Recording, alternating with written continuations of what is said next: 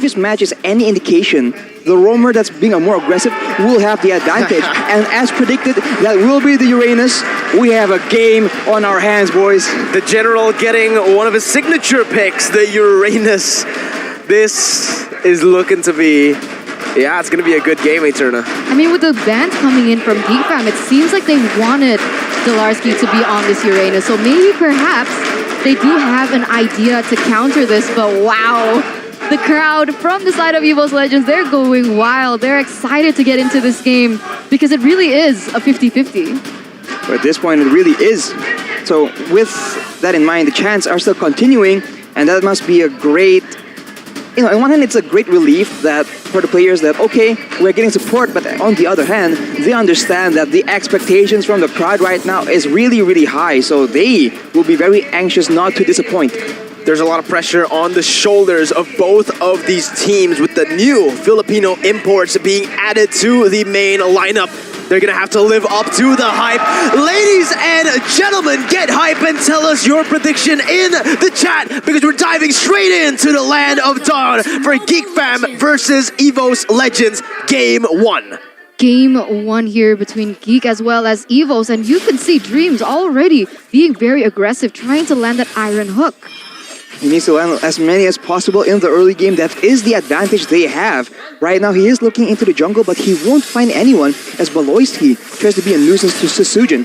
Yeah, he puts in some damage. It's going to be Dreams who hooks Baloyski back in, forcing that flicker out. Sujin already starting off very, very well. Jana, though, he got full, no pressure whatsoever in his own jungle, therefore getting the Lethal Wanderer for free. Don't even think he needs to use the Retribution here. He's just gonna basic attack it and use the Retribution in his own jungle. Another thing that we can actually see and observe is the fact that both junglers from the side of GEEK Fam as well as EVOS Legends have not opted to use that Demon Slayer emblem. Is this going to be a aggressive Ling, especially with that killing spree? Sure seems like it. I mean, there's a lot of targets on the side of GEEK Fam for Sujin to try and make plays with. Although, I guess Elzura can still kind of outplay that with the black shoes. We'll just have to see, though. It all comes down to timing, right? When is he going to try and dive into it? And are GEEK Fam going to be ready for it? Let's see, that's the big question. Both of the junglers and both of the teams are playing it very, very safe in the early stage. Both of them just roaming properly on the map. Baloyski, though, going for the stun. So Sujin is here, goes in for the Defiant Blade on to Baloyski. Nothing hitting just yet, and that's going to be the hook. Dreams bringing Baloyski back as the Tempest Ablaze is there, and Clover picks up first blood, presented to you by the Samsung Galaxy A series. The new recruits for EVOS doing a whole lot. EVOS Legends highlighting the weakness coming in from GEEK Fam from yesterday and even the week before, really denying the presence that, of course, Baloyski can have. But once again here, DLARR might be in trouble. They are going to start setting up for this turtle. The General setting up for a flank. Dreams getting zoned away. DLARR once again trying to buy some time. Gonna get stunned up, and even in Hash Chain, not enough to take him down. He has the sprint. He's able to get away as Taz comes in, and another hook from Dreams bring Baloyski back to the team. Retribution battle, and who gets it? It's Jana QT securing an objective for GEEK Fam. Wow, that is clean gameplay from both these teams. DLARR did a great job just burning in all the spells, but Jana QT was able to actually come in clutch. And I wonder, right, what is exactly his idea for the build? Because we've seen this tank Julian coming in the jungle, but the purple buff will be denied here as Taz and Dreams do a lot of damage to Jana. Man, Dreams so annoying. The other thing that you can use with the Franco, other than get those pickoffs, is to deny those basic jungle needs coming in from GEEK Fam, really slowing the tempo that Jana QT can have. And that is going to buy them a lot of time here, as once again, Lunox here forces to pop. This is the thing about that mid lane, like I mentioned. With the Lunox pick, they're not going to have a lot of pressure in the early stage of the game, therefore giving Lilia much more potential to put pressure on the map. The thing is, though, on the opposite side, Dreams has the Franco to make plays. GEEK Fam will, in return, just be very passive in the side lanes because of Dreams' movement. Dreams doesn't even need to show up on the map. All he needs to do is stay in the bushes, and because of that, GEEK Fam will have to play it passively. Now, though, that he is revealed on the map, oh my goodness. GEEK Fam can finally push on top side and even bottom side, but in the bottom lane, it feels like Luke is having a lot of trouble here dealing with DLARR.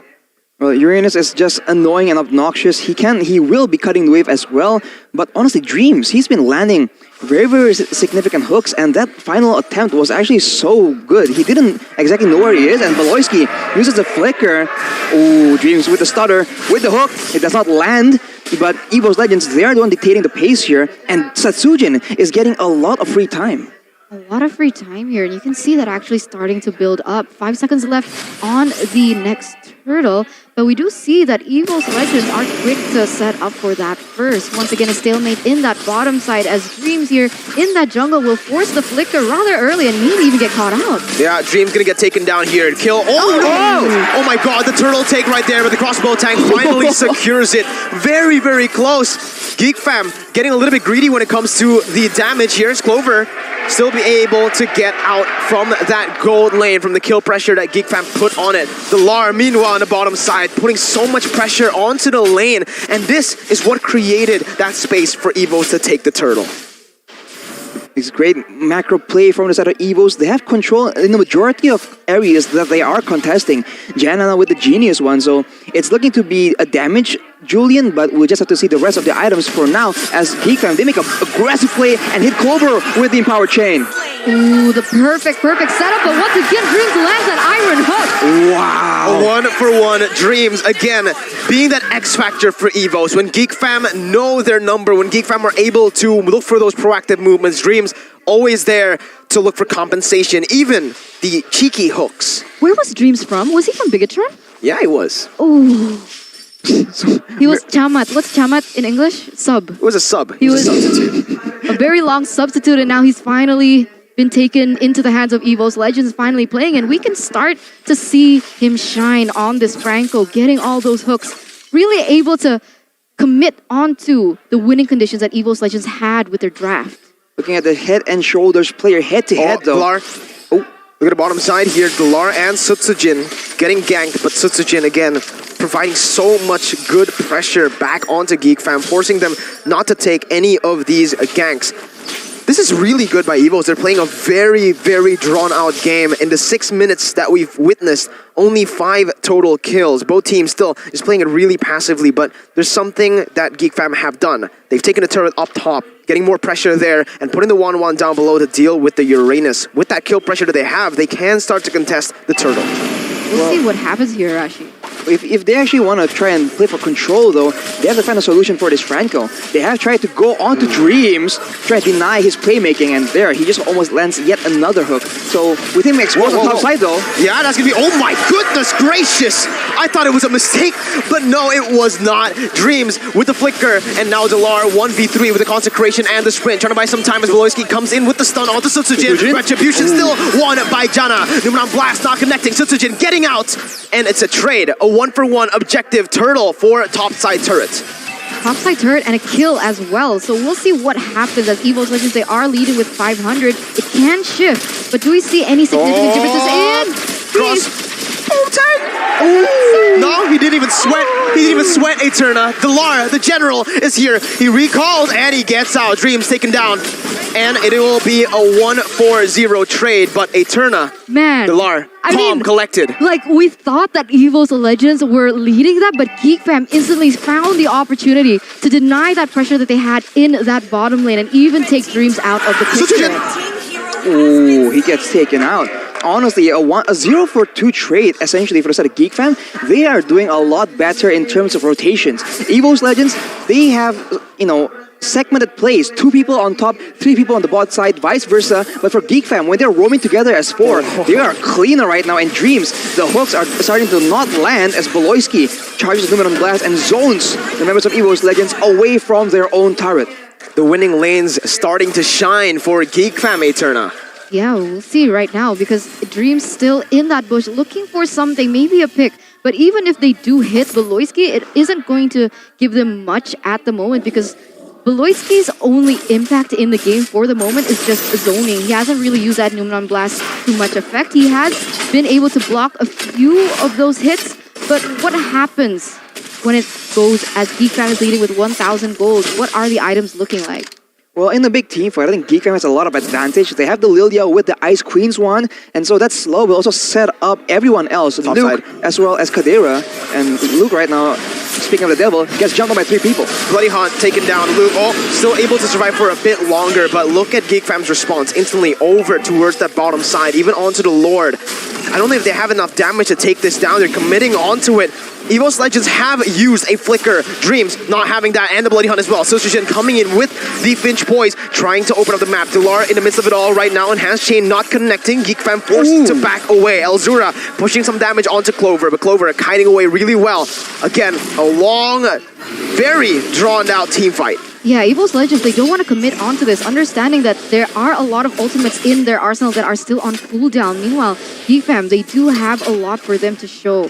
So right now, we can see that Beloyski as well as Kadira is looking for a flank, but once again, the Iron Hook connects. Bloody Hunt and the snipe from Clover in the back lines, but look at the Tempest of Blaze now connecting over. Crossbow of Tang out of nowhere, going on to DLARR, soaking in so much. Elzura trying to find Clover, but Clover still managing to get out with the Flicker. It's a 1-for-1 XP traded for Roamer, but GEEK FAM have won the trade. They're going to go straight for the Lord. Beloyski stunning Sojin up. Jana QT instantly with a response, coming in with the enhanced chain as Taz deals out the damage, comes in, puts in so much Chaos Order, taking him down. As Chadera goes into the back line, no retribution. Sojin gets it, he steals it away, and EVOS Legends come out on top with DLARR finishing his ex-teammate. Beloyski running away. DLARR, the general, taking his ex-teammate down. Man, a better setup coming in from GEEK FAM, but the initial setup was made by EVOS Legends, and they were able to come back from this. But now, Elzura might be in trouble. He is looking to zone away Elzura for the moment, not taking away his life. But the fact of the matter is now EVOS Legends have that pressure in that mid side is going to take another neutral objective in that tower.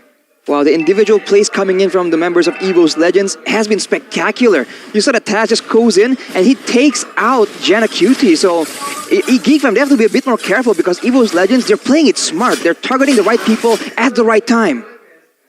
Oh, that was pretty sad, man. You know, like the two brothers that was once, they were once in on a PH together. Tragic.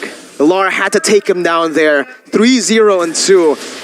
He was the #1 Uranus player in Season 9 of MPL PH, picking it the most and winning 6 times out of the 11 times that he has picked it. So far, having an amazing impact in this game.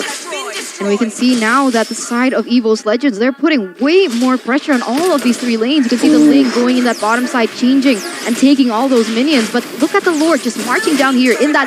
Whoa! Again, Dreams with the hook, and Taz with the response. Beloyski taken down. Sojin onto the back lines with the Tempest of Blades. Goes in, picking up the blades. Luke, Jana, and Chadera left to defend. Dreams almost getting it. Threading the needle once again. EVOS Legends, 7,000 gold lead, suffocating GEEK FAM as they take down that top side turret. I don't like Franco games.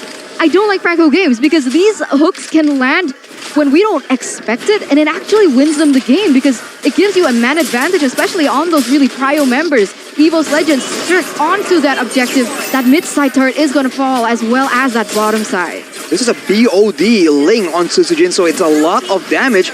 And to that point, Eterna, when the hook lands, Dreams, he was faking it a lot. He was using his second spell. He was stuttering around with his movement to keep the members of GEEK FAM guessing. And once the Lord is taken down, in that moment of distraction, he lands the hook on the priority member with the Flicker as well. That is smart gameplay. We take a look at the item builds right now, and Clover has a lot of damage, a lot of burst potential as well. And with the amount of squishy members on the side of GEEK FAM, that is absolutely dangerous.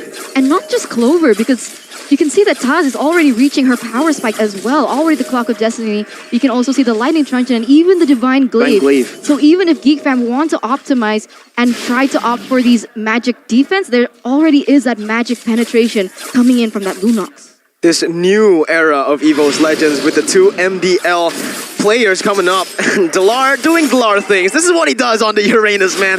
Buys so much time, goes in against 4, gets out, doesn't even use the sprint, and the Lord was taken because of that. Now, Dreams goes in for the hook onto Beloyski, and it is done. EVOS Legends took the Lord, and they're just going to play it disciplinedly. Uranus on DLARR. Look at how much time he's able to buy, but they're looking for more. Oh, Beloyski! Clover with the reaction. reaction time to get out of that one with Dreams as well. And now the collapse Tots comes in with the Chaos Assault, almost taking Luke down. So Sujin jumping in, seeing damage. So Sujin dives in deep, getting taken down. Chadera will still be able to survive. DLARR picking up Valoisky once again. It's a 2-for-1. 2-for-1 now for the side of EVOS Legends, but even though that happened, this is going to be difficult because they are at a man disadvantage right now. Will GEEK Fam be able to defend this one? He buys Chadera, and just like that, GEEK Fam falls. Clover is massive. 1-0 domination from EVOS. I'm getting goosebumps, Mirko, Arashi. We did not expect this coming in from EVOS Legends. They came with a brand new roster, unfamiliar faces here for EVOS Legends. Without Versik, only Clover left as one of the most known player, but they were able to be so dominant against GEEK Fam. How many minutes was that? That was so quick.